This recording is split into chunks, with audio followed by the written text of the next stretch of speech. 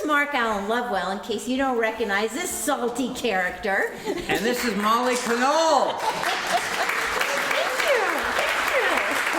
Celebrated singer, songwriter, storyteller. Yeah, I was going to say the same thing. A lovely lady. Well, I wasn't going to say that, but a wonderful guy, and you are a wonderful audience. And speaking of audiences, we wanted to let you know that the reason why you see all these cameras around here is because we have a following that is not with us in person here right now, but they're going to get to see the show too, thanks to modern technology. We are going to share the show with them, and they are everywhere. They are on both the east and west coast. Some are in England, some are afar. It is an astounding, spirited group of people, and we're driven to make sure that they get the show they want to see. And that's right. You're going to help us out because you're going to enjoy the show and translate that in applauses so that they get, so that they know that you're all right. We got cameras pointed in every direction, so you know. That's right. We'll be taking notes. Who's not clapping? Well, we are so grateful for being invited here for our second annual Christmas at Sea show. So thank you to the wonderful people here at the Federated Church, who I'm seeing many faces, and we're just so grateful that you have all come to enjoy a little bit of salty island Christmas. So without further ado, why don't we introduce Reverend Mark Winters, who has invited us here and who has a few words to lead us off with.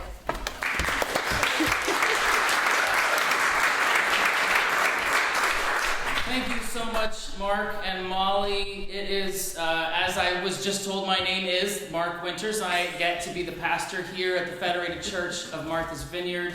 It is a delight and a privilege to welcome all of you here tonight for this wonderful celebration of lots of variety, celebrating the maritime history of our island community. This night is our gift to you. Federated Church is not making any money off of this. Mark and Molly, well, they've got a website they'll send you to in a minute, but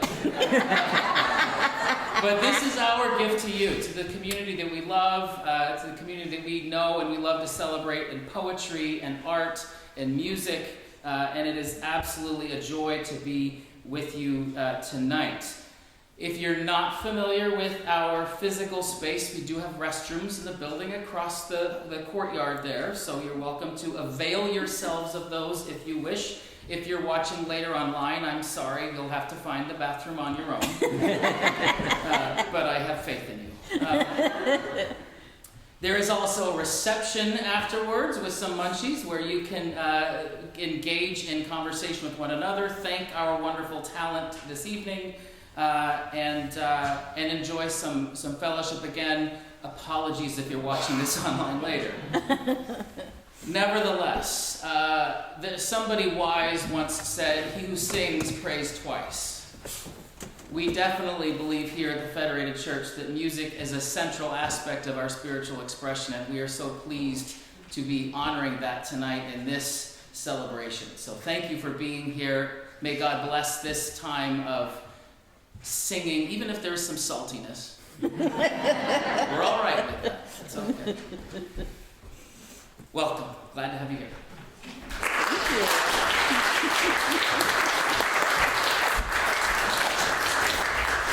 Well, to start off the evening properly, we are going to have a big volume of sound right now coming from the back of the hall, where the entire Federated Church Choir is gathering to start us off with a wonderful folk song that's also a seasonal song. It was written by Peter Yarrow of Peter, Paul, and Mary, and it's a wonderful song from their Christmas album of Days of Yore, and it is called Light One Candle. You might find yourself humming along. It's a beautiful Hanukkah song and beautiful song of the season. Directed by the incomparable Peter Book.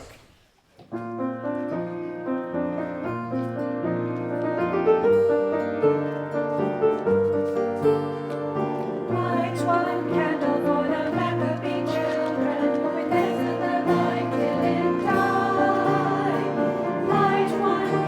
for the pain they endure.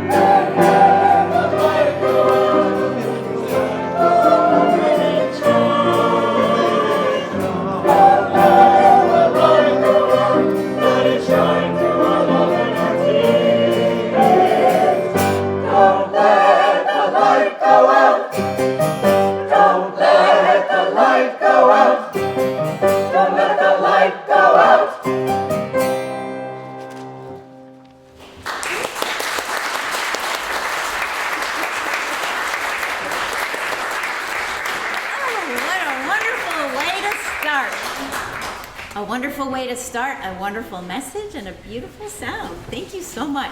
Now, you may have noticed an extra person in there with the choir, and that's Brian Weiland. He's going to be coming up to join us right now on the guitar. As soon as he can get through the traffic jam, he will be here.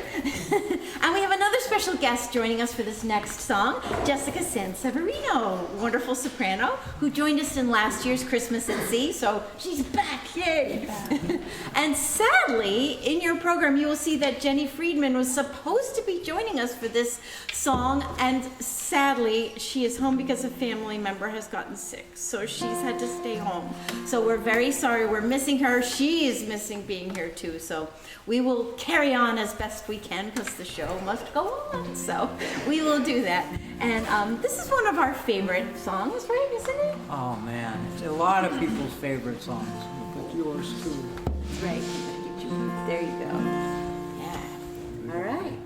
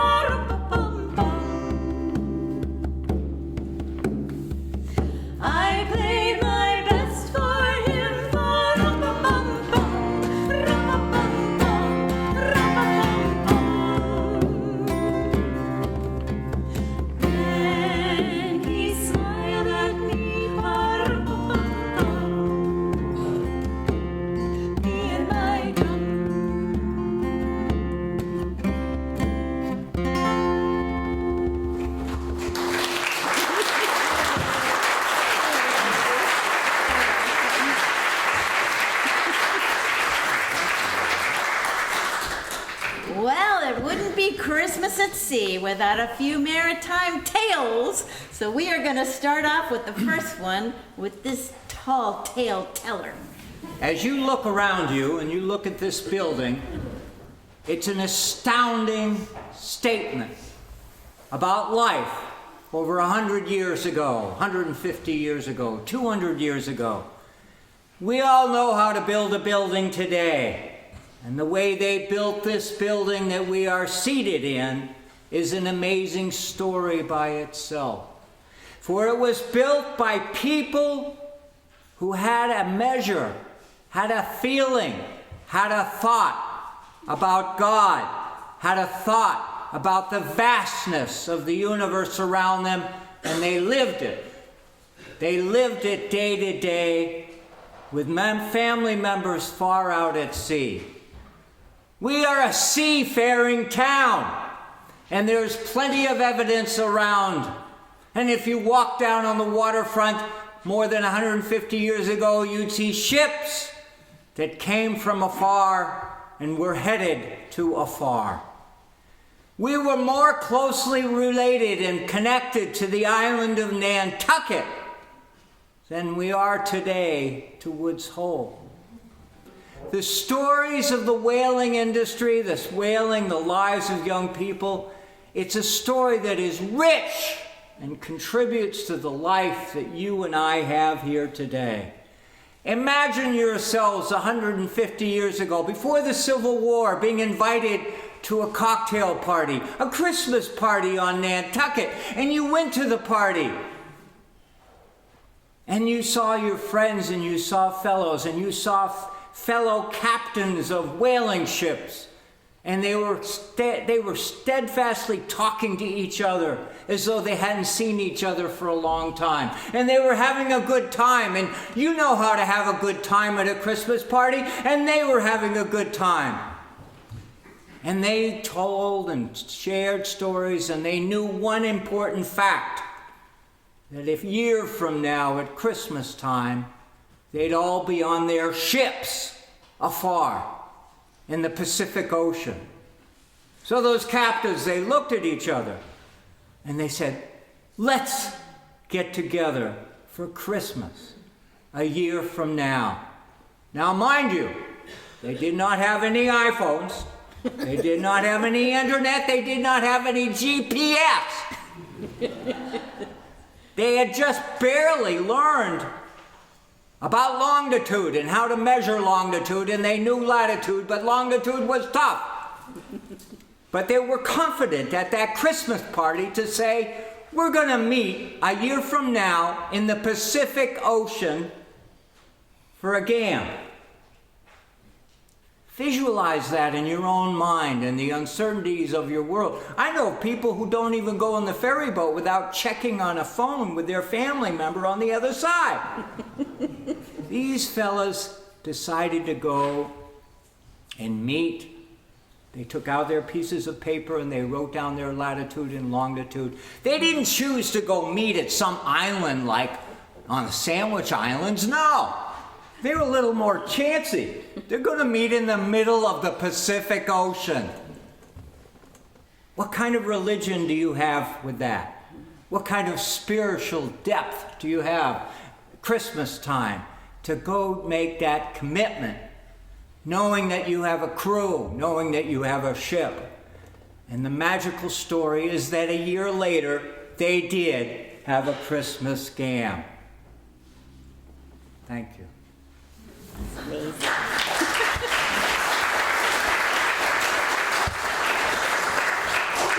That's amazing.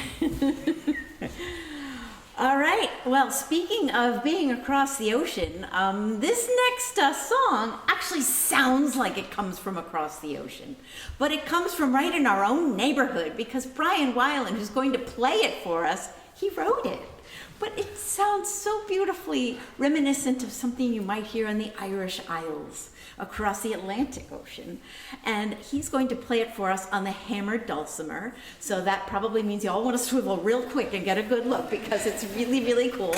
And in fact, our videographer, who is going to be editing this whole production for us, has said, you gotta get some close-ups of Brian doing his thing. So Molly's gonna do it. I gotta go back into it, so excuse me, I'll be back, but gotta go do that. It's well worth it. And this is a song he wrote called Adeline's Lament.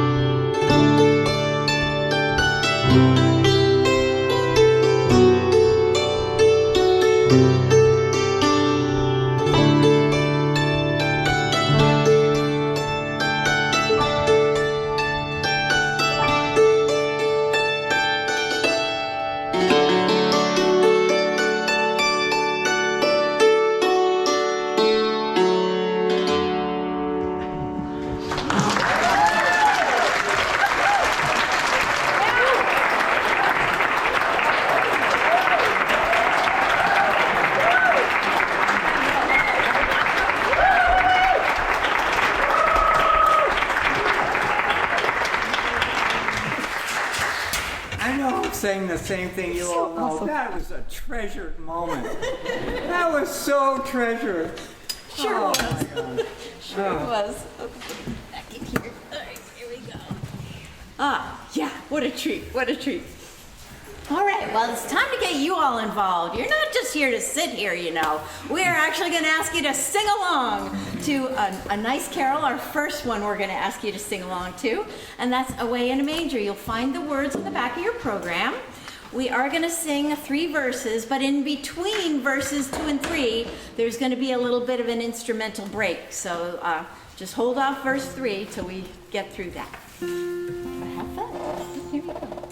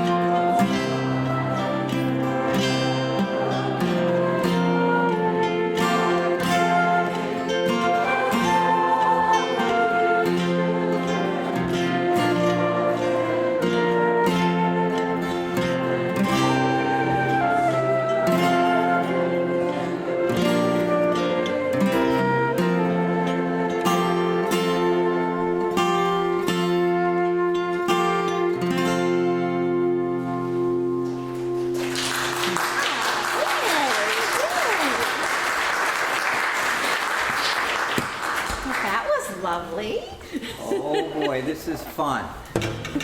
Hey Siri, alarm in 1 minute. Give me a notice alarm in 1 minute. Ladies and gentlemen, we are so honored to have a gentleman here that many of you know, but I need to say something about him. He's very special. You know this island by the beauty of the land, the landscape, and you also know it by the relationships that you have, the landscape of people. And this man who you're going to hear from is a fellow that gets close to the heart, gets close to the soul of this island community. And that's essential. That's essential because our maritime community is fragile.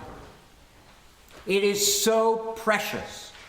It is so rare that we have an opportunity to look inside the heart and the soul of this wonderful community through one person. Ladies and gentlemen, I introduce to you Steve Ewing.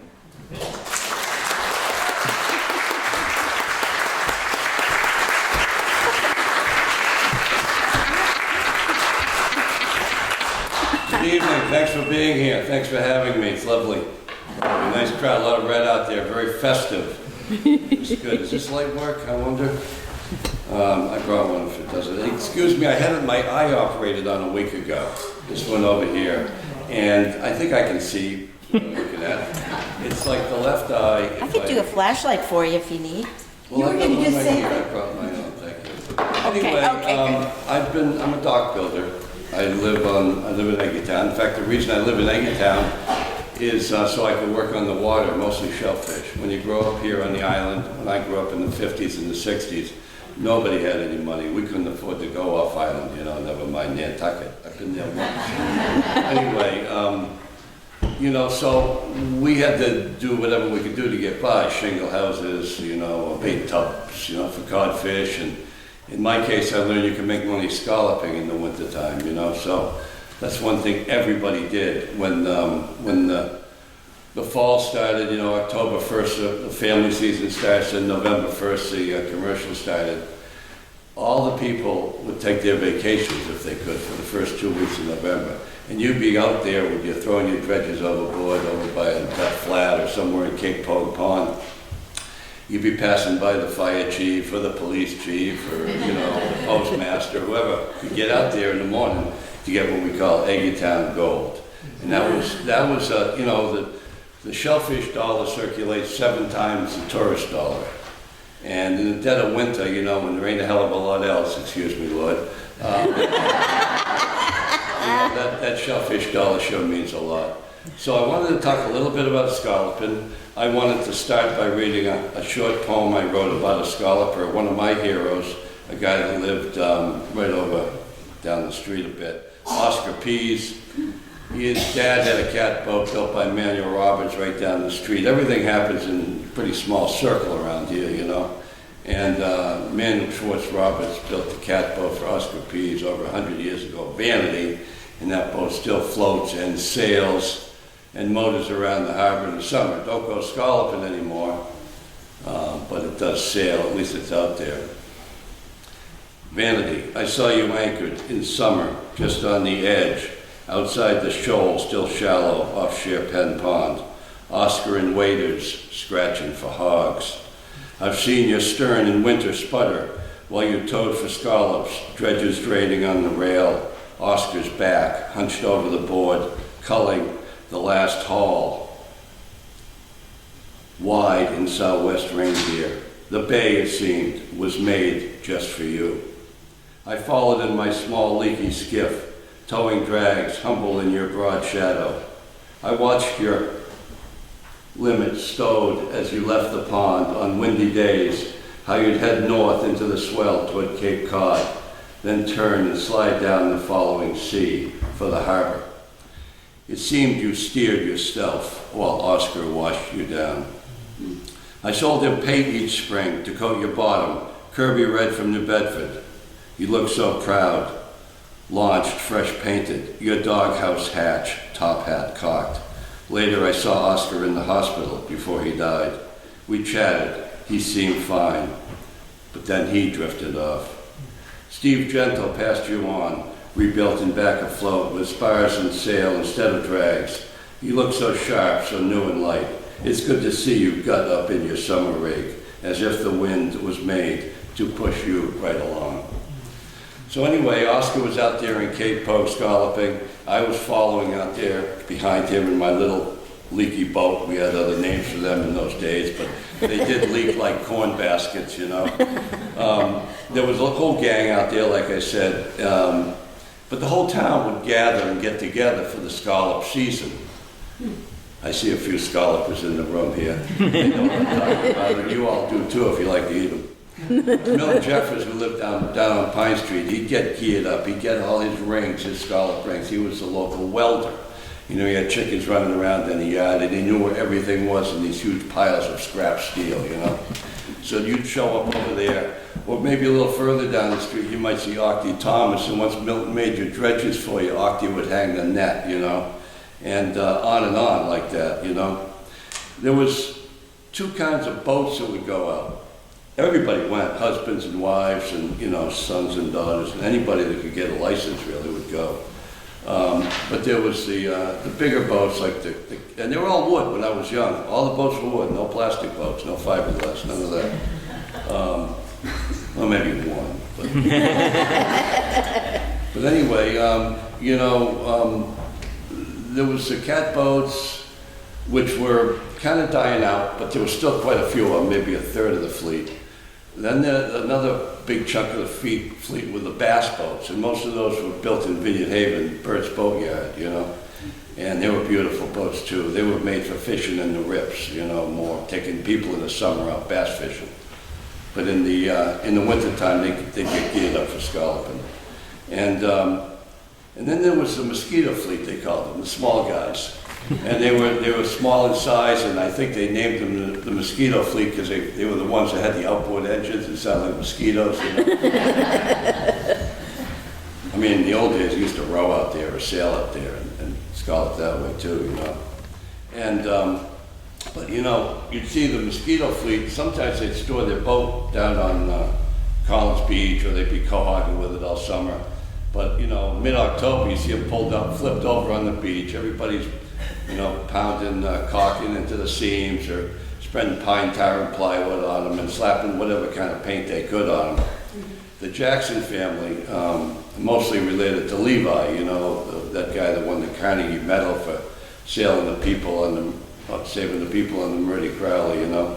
That whole gang, they had these plywood skiffs that looked like pieces of pie.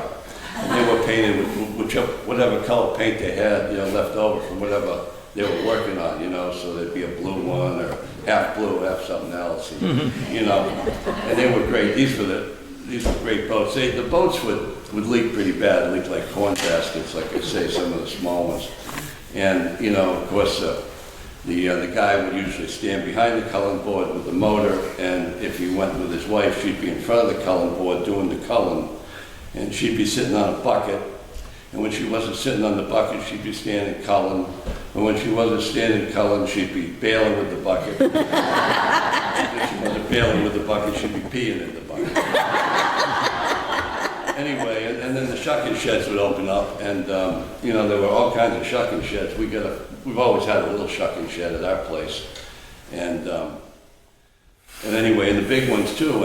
And Cy Norton had one down behind Depot Corner, the gas station, and Laurie's had one. I mean, there'd be 20, 30 people sometimes shucking in these shucking sheds in the big ones, you know. I mean, this was a big deal in the old days, you know, in the wintertime. So I just did want to interject. I'm a dock builder, and I scalloped. I got out of high school when I was 17 in June of 1970. And I'd been working for Jerry Grant on the Chappie Ferry, so I started in the mid-60s, kind of working on the harbor. And then I got out of high school, and I didn't know what I was going to do. I wasn't quite ready for college. And so someone said, "You want my job building piers?" So I took that job. And I started building piers in '70. And then I got together with David Berube, we got a skiff, and we said, let's go scalloping, because everybody went. You know, if you were building piers, you stopped building piers. In November, you went scalloping. So we went scalloping for about 7 or 8 years like that. And then I started my own business in 1978 with a partner, Froggy Green. And we went down to Long Island and bought a barge. And I'm saying this because 78 was the blizzard of 78. So of course I buy a new barge down at Long Island with a crane on it, bring it up here, work in the fall, tie it up, and we get the biggest storm of like the century, you know what I mean? And I mean, you remember, there's a lot of old timers in here, the winters used to be a lot colder than they are now. Well, that was one of the cold ones. The whole sound froze, I mean the harbors froze, of course, they always froze almost. And the whole sound froze, all as far as you could see. And I decided to, I got my barge tied up at the coal wharf, and I decided to drive to Oak Bluffs to get a bottle of wine to go to my friend's birthday party over at Helios in Green Haven. And we go at low tide and we figured we'd make it. Well, we get down by that low part between the bridges, and we come into 3 foot of water with the old Dodge station wagon. My girlfriend and I realized we were going to have to swim back to Edgartown, so we got out. And what saved us, the sound had frozen.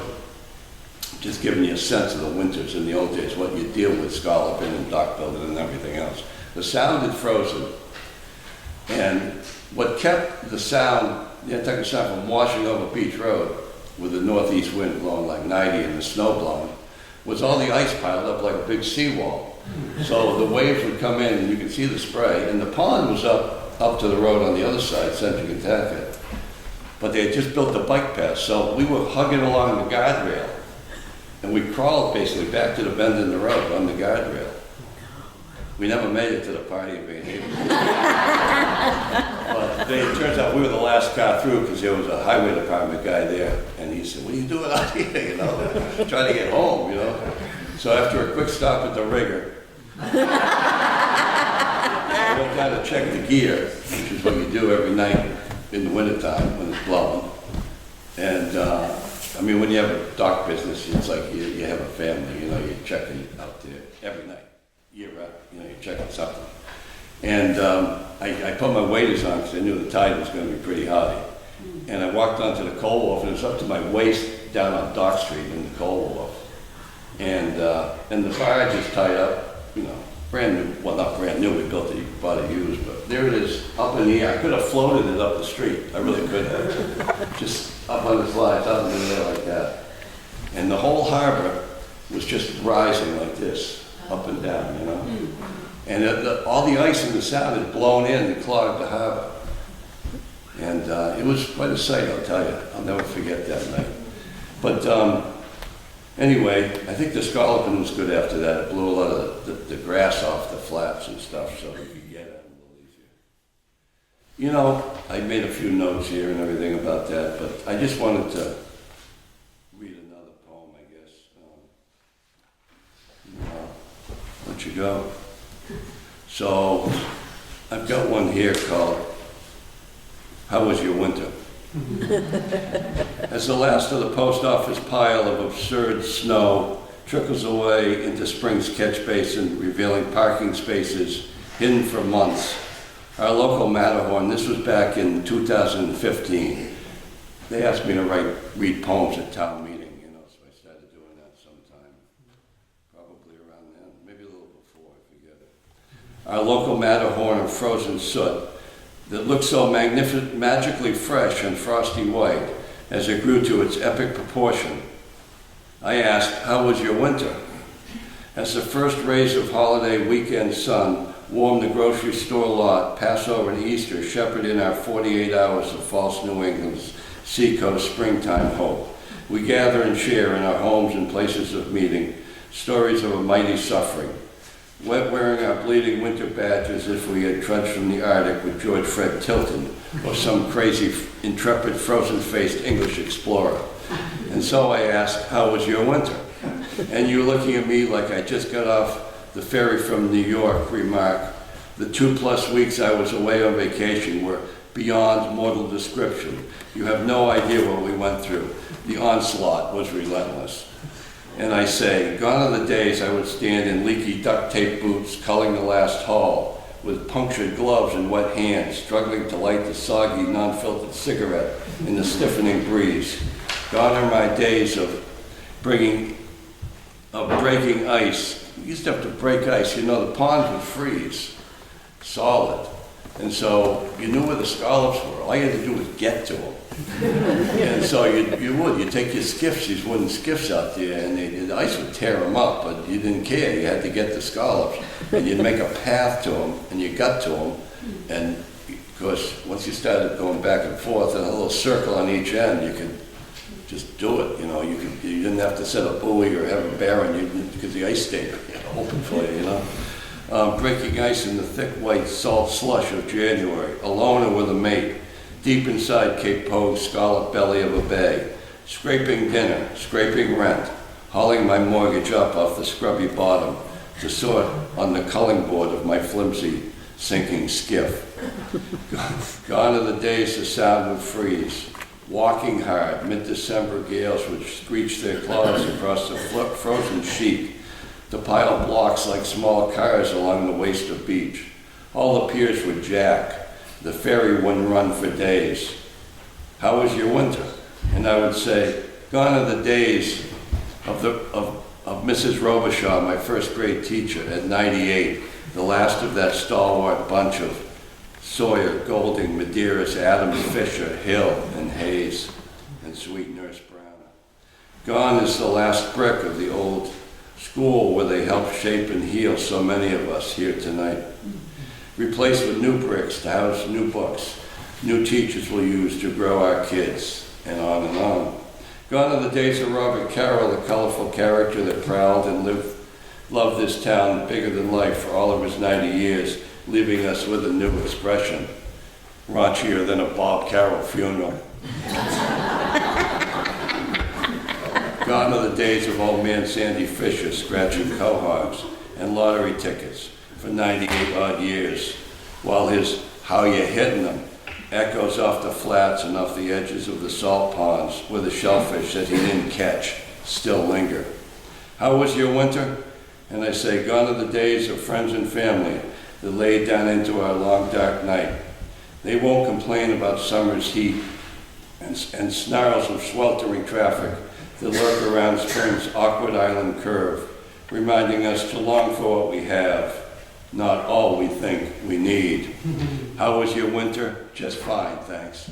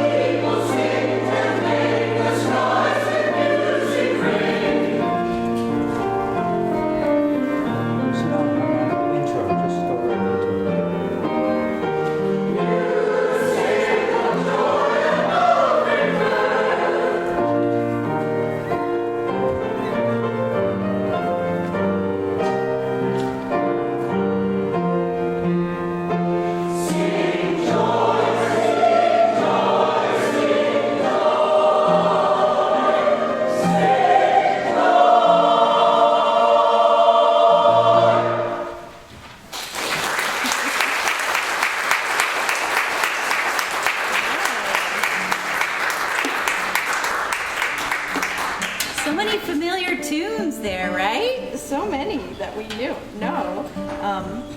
Prepare this here. And speaking of familiar tunes, this is a familiar tune too. In fact, there's actually 2 familiar tunes to this setting of Christina Rossetti's words. In the bleak midwinter, we're going to do the one by Gustav Holst, because we love it. And we do a real good job with it, I think. Well, we'll see.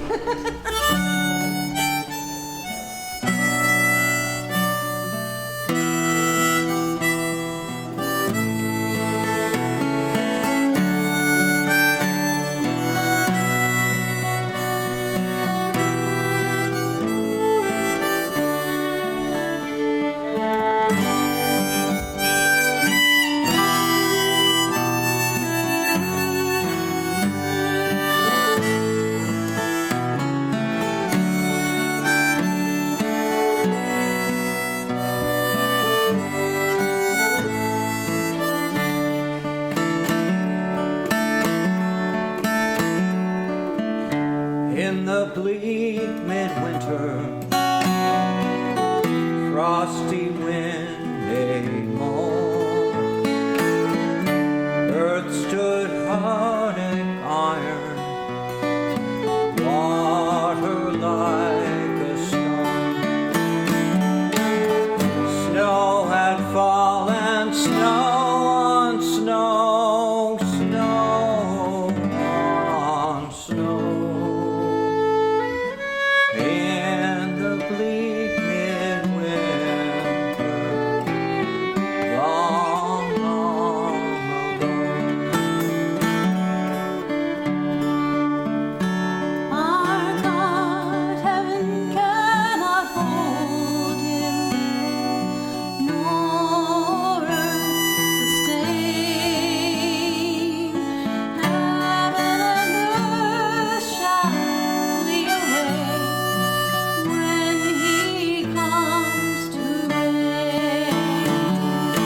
In the bleak midwinter, a stable place sufficed. The Lord God Almighty, Jesus Christ.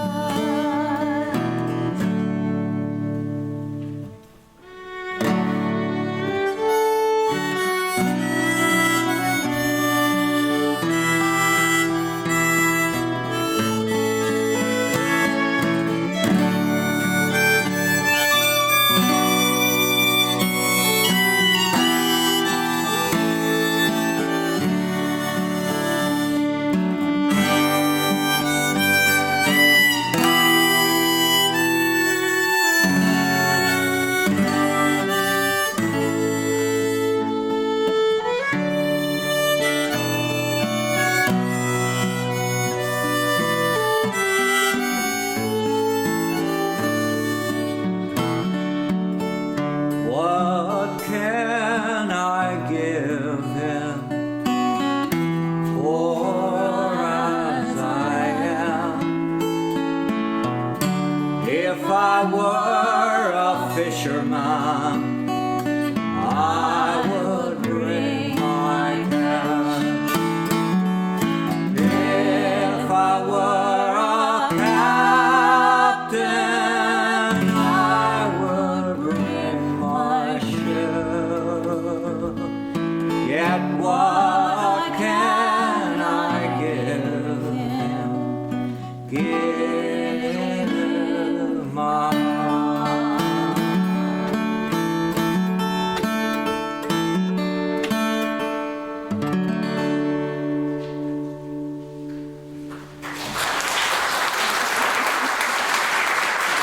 Thank you very much. Thank you. All right, now comes the time for us all to do something together again, and that'll be fun. We're gonna have a little medieval flair to this one, because guess what? We're gonna have the hammer dulcimer back again, yay! And we're gonna do a little singing together. God rest ye merry gentlemen. On the back page, you'll find it again. And we're going to do that same pattern because, when you got a good thing, you don't want to mess it up. And so we're going to do two verses of singing, a little instrumental break, and then another verse of singing again. So please do join us. You got to get your thing right.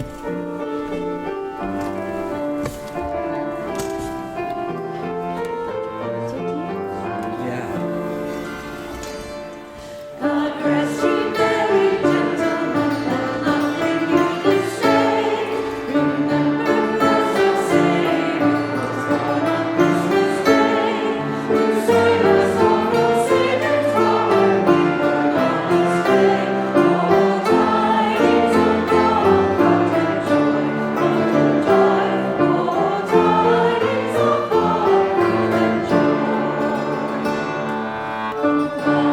Oh, tidings of comfort and joy.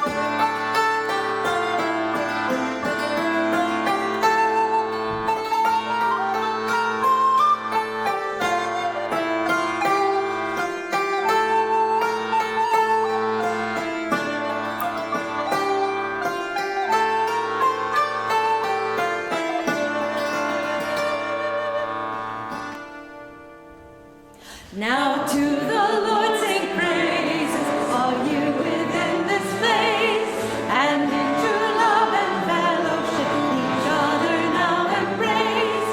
This holy tide of Christmas is filled with heavenly grace. Oh, tidings of comfort and joy, comfort and joy. Oh, tidings of comfort and joy. Yeah.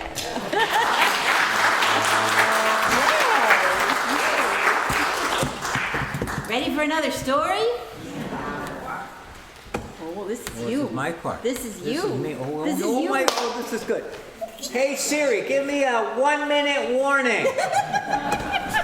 The next man you're going to hear from is a wonderful, wonderful, beloved, spirited fellow. And there are two things I want to share with you that are so significant, so important, is that we all value our maritime historians. We value them.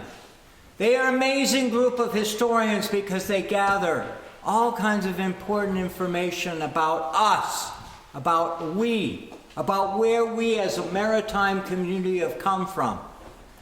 But the man I'm going to talk to you about is a maritime historian that doesn't hide behind a desk. This is a man who's out in the community, communities plural, up and down the coast. You may not know his name, but you'll know it tonight.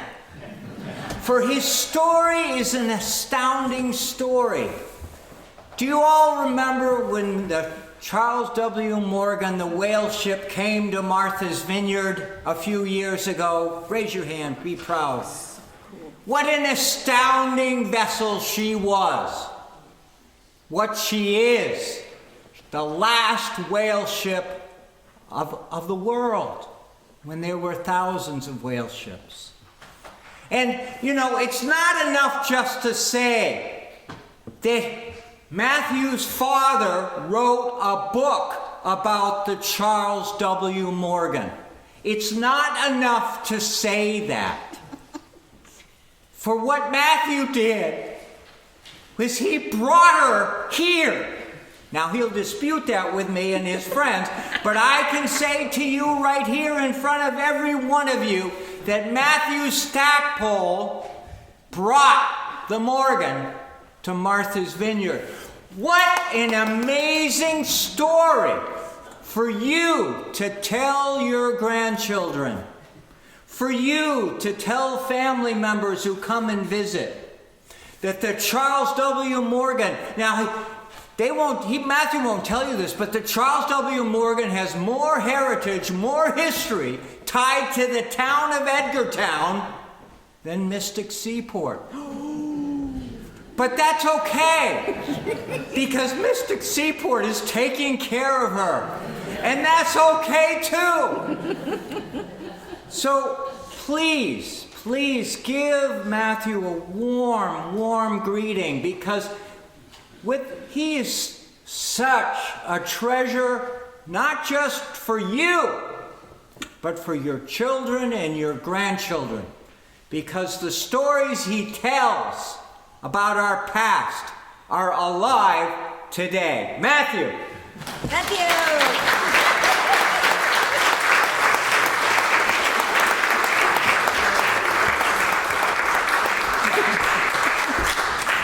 I see his lovely wife rolling her eyes like, what am I going to have to live with when I go home? Martha's pretty special over there. I'll tell you, Mark, it was worth every penny I paid you.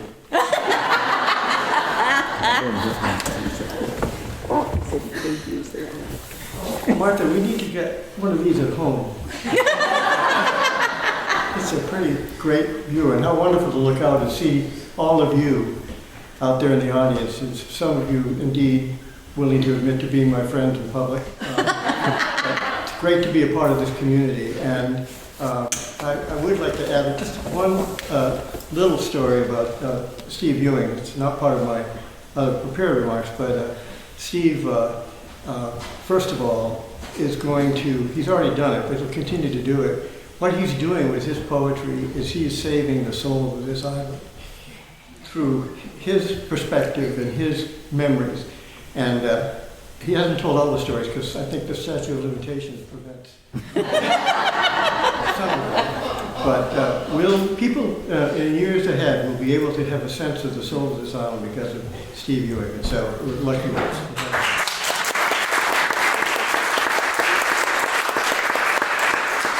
I had the good luck to be able to, my son Thomas and I, because I was involved with the museum, were able to deliver the Vanity after she was rebuilt at Gannon and Benjamin. And we sailed her into Edgartown around the light. And who comes out and greets us but Steve Ewing and tells us where to go, which he's good at. And we picked up our mooring there. But Oscar Pease was a hero to him, and Oscar was a legend here. Everything he did was perfect. The way his sculptures were always the cleanest, the boat was always perfect.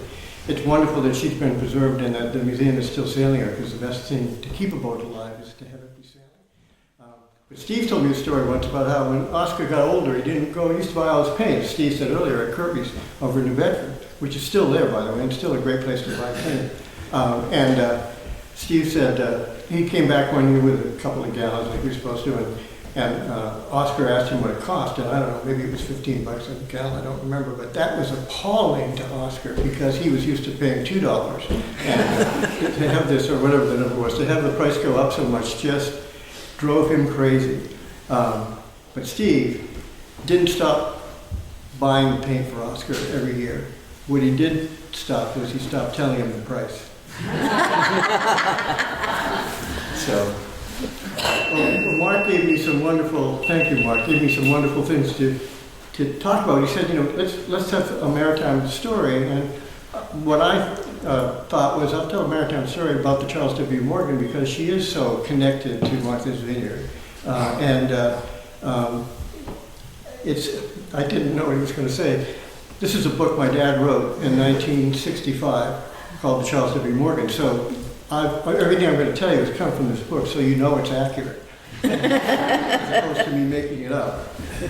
And one of the neat things about the Morgan and the Morgan story is that it does reflect the incredible impact that whaling had on our economy, on our industry for over 100 years. So what I decided I would do is just look at Dad's books. As you perhaps know, every whaling voyage, every ship has a log that they keep to record what happens daily. And by the way, the whaling logs that are in Vineyard Museum Mystic, New Bedford, Nantucket, are now being used by climatologists because they're the only record that goes back over 100 years of what the daily weather conditions were in a very specific place, the longitude and latitude that was mentioned. So that material is being used to try to have a sense of the big picture about climate. And you know, what an unintended consequence. That's not why they did it. But what a wonderful use of those logs that still happens today. On the Morgan's first voyage, which was in 1841, James Osborne kept the log, and in two parts. One's at Mystic and one's here on the Vineyard. And the Morgan left from New Bedford in September of 1841. About 6 months after a vessel called the Acushnet, Captain Valentine Pease, who was actually one of Mark's ancestors, sailed out of New Bedford with a four-deck hand by the name of Herman Melville, and sailed on her for about 6 months until they were in the Pacific, and then he deserted. And as we like to say around my business, that the rest is history. But I do want to make clear that it wasn't Valentine Pease that was the model for Captain Ahab. I mean, you just have to look at Mark. It couldn't have been. But that voyage on the Acushnet is where it was Melville's introduction to whaling, and that was the beginning of the book. The Morgan's connection to the island is significant in a couple of ways. One of which is there were 6 captains of her over her career who were from the Vineyard, and I have their names here somewhere. And it right here. The first one was Thomas Adams Norton, who was Bailey Norton's great uncle. Those of you from Edgartown may remember know Bailey, one of the great citizens of this island. And Thomas Adams Norton was the first captain.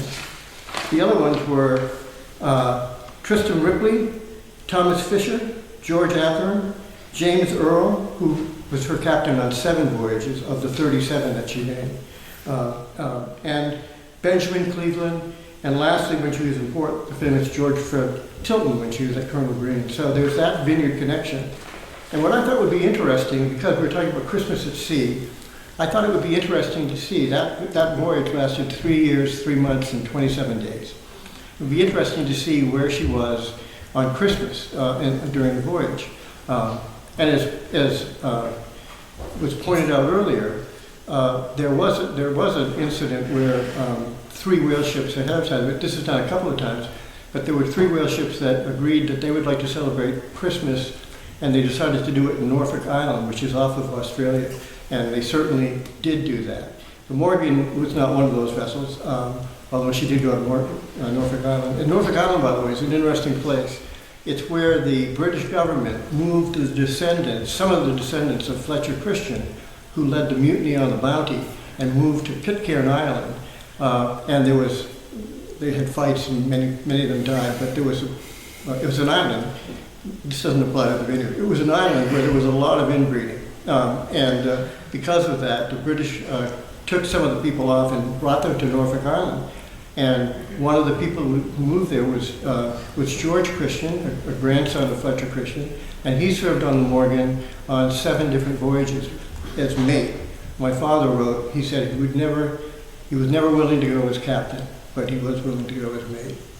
And that's just one of those other connections. I thought you might find it interesting also to hear that the first voyage, Captain Norton, there were 32 people in the crew. 18 of them were from Martha's Vineyard. And I thought you might recognize some of these names, so let me just read them to you. Obviously, Captain Norton. There was a Look. There were 2 Nortons. William Norton, who was Thomas Adams Norton's nephew, and who was 15 years old, went. Then there was a Look. There were 2 Jernigans. There was a Johnson, a Smith, Zanius Gould, who was 15. He was a Wampanoag. Athearn, Coffin, Manter, Fisher, Luce, Osborne. There were 3 Osbornes, one of whom was 15, and Mayhew. So those names perhaps sound a little bit familiar to those of us who hang around here. But when the ship left New Bedford, this is 1841. At that point in the whaling industry, whaling had shifted its focus to the Pacific because that's where the sperm whales were. The sperm whale has oil in it that is the finest natural oil that's ever been discovered. And it was very valuable. It lit the world, literally, and lubricated some of the world eventually as well. So that's where the Morgan was headed.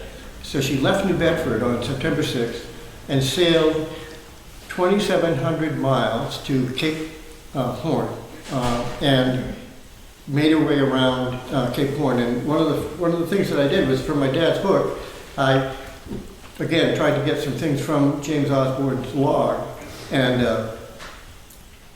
one of the things that's in the log is Osborne writes at the beginning of it, "May kind Neptune protect us with pleasant gales, and may we be successful in catching sperm whales." And off they go to Cape Horn. On December 4th, they're there. To get around Cape Horn from the east to the west, you have to fight prevailing winds. And Cape Horn, it's called Cape Stiff, it's terrible weather there. And to get from east to west, you have to go into the wind, which means you have to tack. And sometimes it took 3 weeks to get around Cape Horn because it kept being blown back. But in the midst of all that, Osborne wrote in his log, he said, December 4th, 1841, the watches employed in sawing wood to keep us from freezing because it was so cold there. But they got around the Horn, and on December 13th, they killed their first whale. On December 20th, they gammed with another ship. Now, that's what whalers called when they saw another whale ship. They would come in company, sail in company, and they would exchange crews. And that was just social. The Morgan, on the 20th, was able to see the ship Macron, M-A-C-O-N, from Holmes Hole. And so they stopped, and the Vineyarders could find out what the heck was going on while they were away from the other people.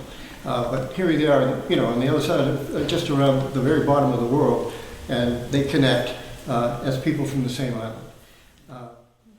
So they come around the Horn, and they killed their first sperm whale on December 13th. Eventually, they will end up killing 70 sperm whales in the 3 years, and that they were 3.5 years really that they were at sea. That's how many whales they killed. When they were on the other side of Cape Horn, they sailed up to the Juan Fernandez Island group at the day before Christmas. And that island group is where the famous Alexander Selkirk, who was the inspiration for the book Robinson Crusoe, lived in a cave for 4 years. And so they went right by that island that was later made famous for other reasons. Interestingly enough, there was no other mention of Christmas that Christmas, 1841, in the journal. On Christmas Day, 1842, Mate Osborne reported in his journal, "Commenced with fine weather. Middle part, got a good nap behind the roundhouse. Dreamed I was in Kidder's shop in Edgartown. But when I awoke and realized our latitude was 4·29 south and longitude 22·13 west, I concluded it must have been a dream." In June of 1843, the log reported, quote, "About noon, a man fell overboard. The ship was left to the wind, headed up to stop it. And a boat was lowered. In about 2 shakes, one of the boat steerers fastened to him, and we sterned all out of suds. We caught up with him about 1.5 miles from the ship. When we got to him, he was fine. We pulled him aboard. His name was Norton. He was William Norton, the captain's nephew. At that point, 16 years old, fell overboard in the Pacific and was saved." On Christmas Eve, 1843, Mate Osborne wrote, "Rain come and wet me, sun come and dry me. Go away, Cape Horn, do not come too nigh me."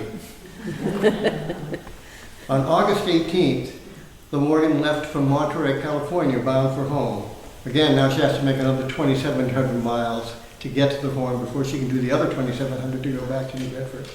On October 27th, Osborne wrote, "Cape Horn and land in sight. Now with prevailing winds, they got around the Horn.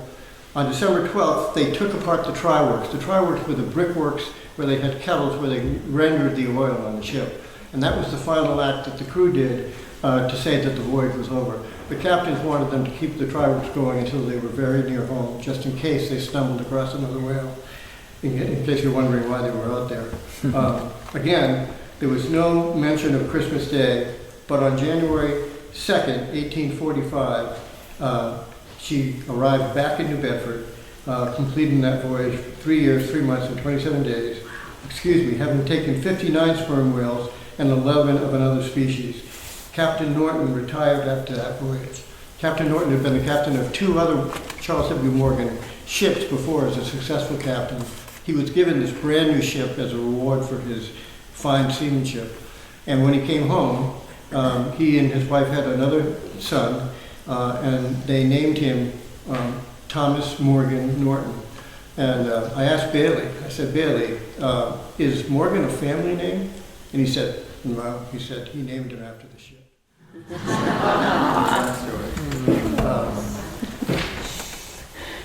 One of the things that I thought about doing, Mark had said, "It's Christmas at sea."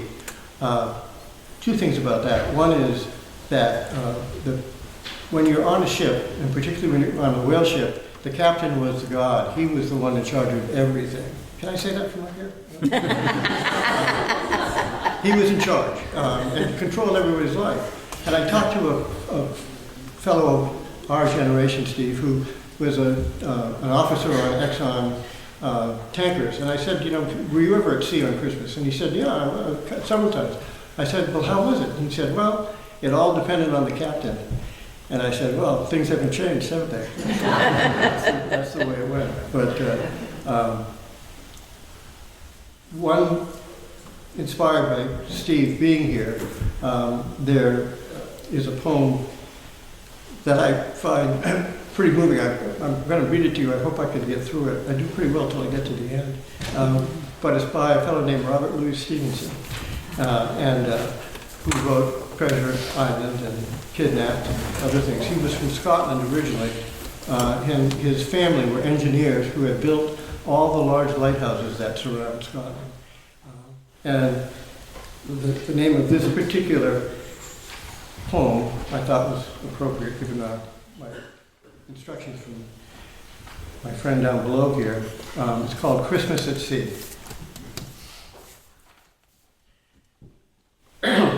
The sheets were frozen hard, and they cut the naked hand. The decks were like a slide, where a seaman scarce could stand. The wind was a nor'wester, blowing squally off the sea, and cliffs and spouting breakers were the only things alee. They heard the surf a-roaring before the break of day, but 'twas only with the peep of light we saw how ill we lay. We tumbled every hand on deck instanter with a shout, and we gave her the main topsails and stood by to go about. All day we tacked and tacked between the south and north, south head and the north. All day we hauled the frozen sheets and got no further north. All day as far as cold as charity, in bitter pain and dread, for very life and nature we tacked from head to head. They're having to go into the wind, so they're tacking back and forth to get clear of these 2 lands and the beach below them. They're on a lee shore, is the technical term. We gave the south a wider berth, for there the tide race roared. But every tack we made, we brought the north head close aboard. So we saw the cliffs and houses and the breakers running high, and the Coast Guard in his garden with his glass, his spyglass, against his eye. The frost was on the village roofs as white as ocean foam. The good red fires were burning bright in every long shore home. The windows sparkled clear, and the chimneys volleyed out, and I vowed we sniffed the hills as the vessel went about. The bells upon the church were rung with a mighty jovial cheer, for just that I should tell you how, of all days in the year, this day of our adversity was blessed Christmas morn, and the house above the Coast Guard's was the house where I was born. Oh, well, I saw the pleasant room, the pleasant faces there, my mother's silver spectacles, my father's silver hair. And, well, I saw the firelight, like a flight of homely elves go dancing around the china plates that stand upon the shelves. And, well, I knew the talk they had, the talk that was of me, of the shadow on the household and the sun that went to sea. And, oh, the wicked fool I seemed in every kind of way to be there and hauling frozen ropes on blessed Christmas Day. They lit the high light beacon and the dark began to fall. All hands to loose the top gallant sails, I heard the captain call. By the Lord, she'll never stand it, our first mate Jackson cried. It's the one way or the other, Mr. Jackson, he replied. She staggered to her bearings, but the sails were new and good. And the ship smelt up to windward, just as though she understood. And the winter day was ending in the entry of the night. We cleared the west-weary headland and passed below the light. And they heaved a mighty breath, every soul on board but me. And they saw her nose again pointing handsome out to sea. But all I could think of, in the darkness and the cold, this is what gets me, was just that I was leaving home and my folks were getting old.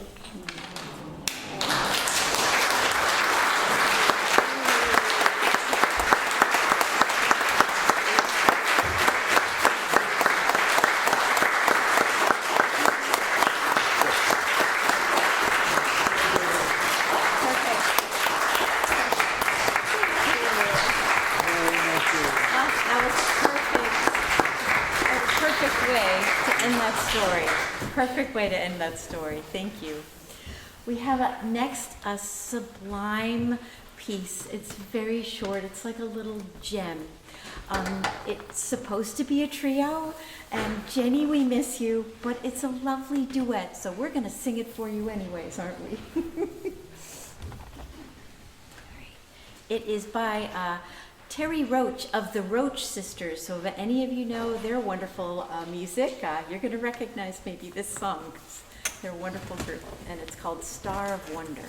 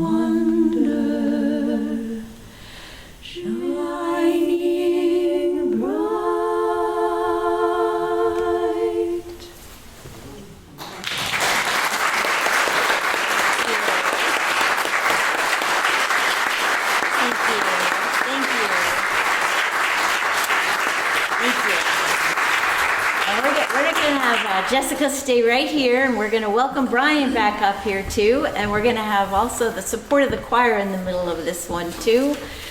This song pays tribute to one of the oldest spirits of Christmas, which is the spirit of giving and the spirit of generosity. And it's a story from the very first Christmas. And this is an original song with its world premiere right here, right now. Molly Conole wrote this song, and it's awesome.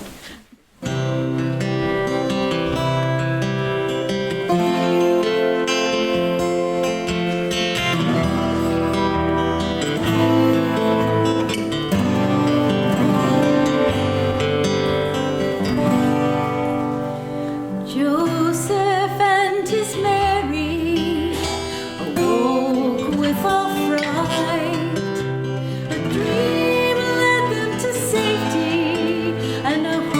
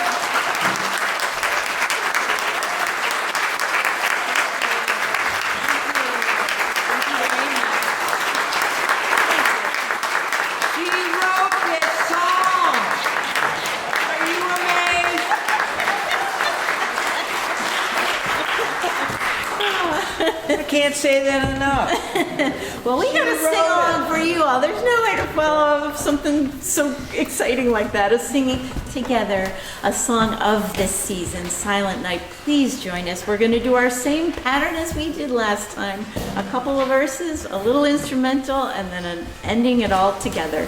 Here we go. Do we all have our instruments? It's getting a different guitar. Oh, he's getting a different one. We'll catch up.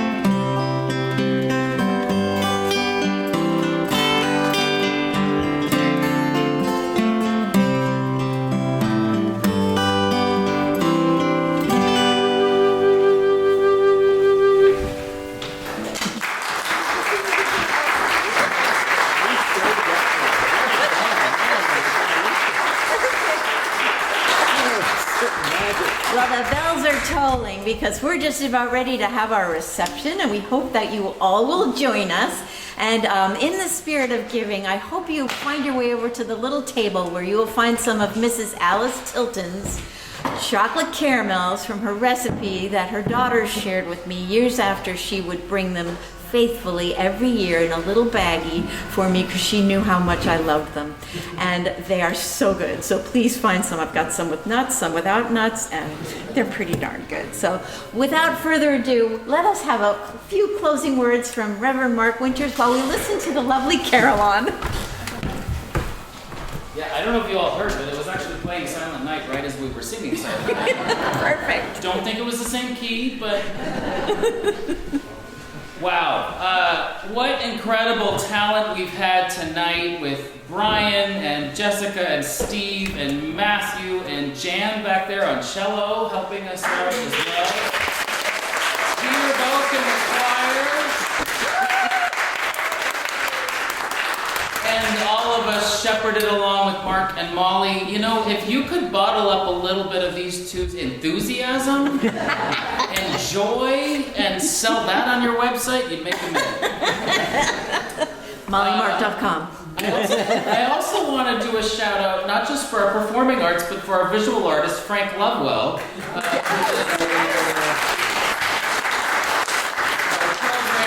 Posters you may have seen around the island, and can I just say there's a benefit to making friends with visual artists because Frank put presented by Reverend Mark Winters first. And I did about the least work of anyone here.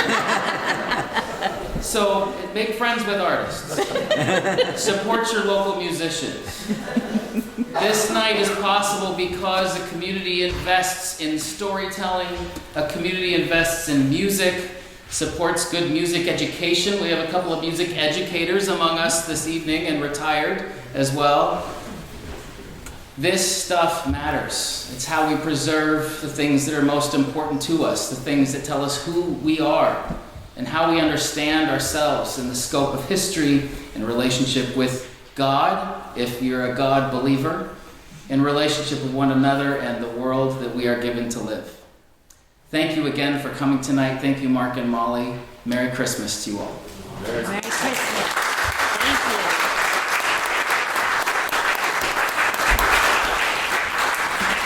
And the choir is going to send us out the door with a lovely, lovely Irish Christmas blessing.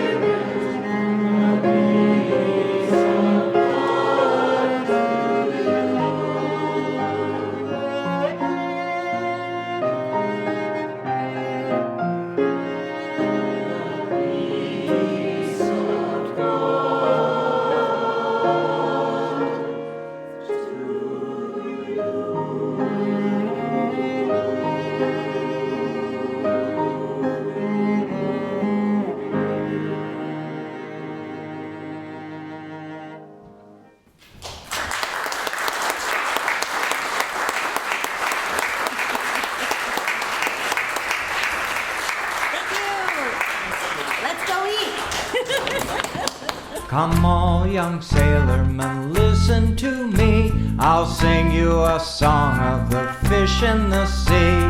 Blow, ye winds, westerly, westerly blow. We're bound to the southward, so steady she goes.